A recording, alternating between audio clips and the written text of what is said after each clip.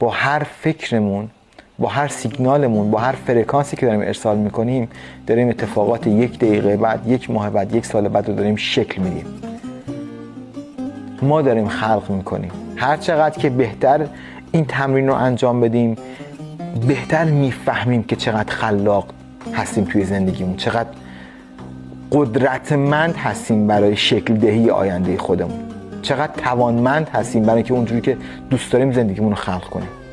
اگر ما بدونیم این حد از توانایی رو، خیلی بیشتر روش سرمایه گذاری میکنیم.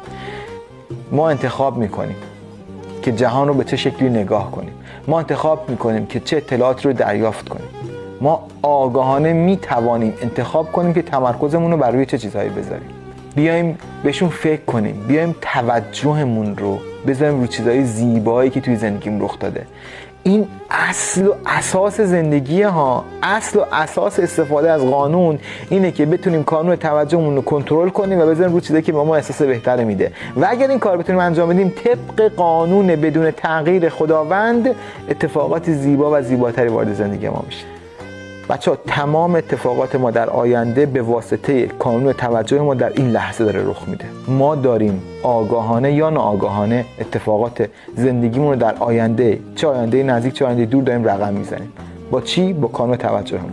جهان یه جهان سیاله، یک آینده متغیره، یک آینده ایستا نیست.